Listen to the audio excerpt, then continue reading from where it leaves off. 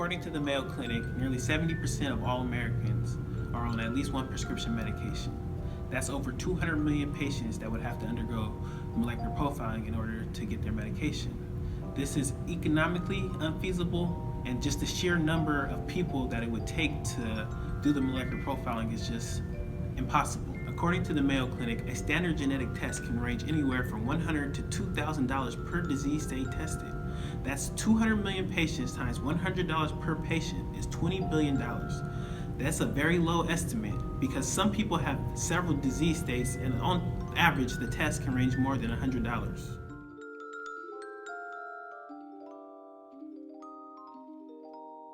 Another issue with molecular profiling is that there are many drugs and disease states where there's been no research done, or studies have been performed that are inconclusive or even shown no benefit to the molecular profiling.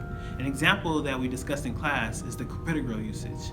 In disease states such as ACS with low frequency of PCI, patients without coronary artery disease, and atrial fibrillation, drugs that may benefit from molecular profiling of one disease state and their efficacy are not guaranteed to see the benefits treating others.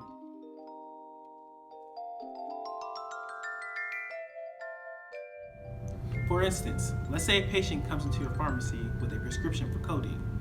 This patient may or may not be a poor metabolizer for the CYP2D6 enzyme.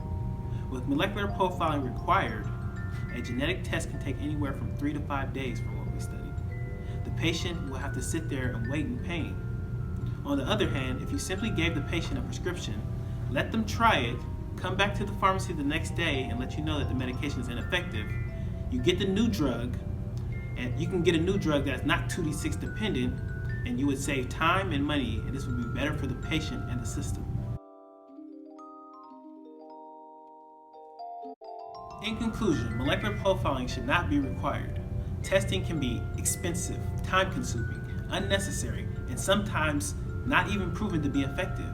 However, we do acknowledge there are circumstances where tests can improve the quality of life and even perhaps save lives. We feel the key is to knowing when to use molecular profiling.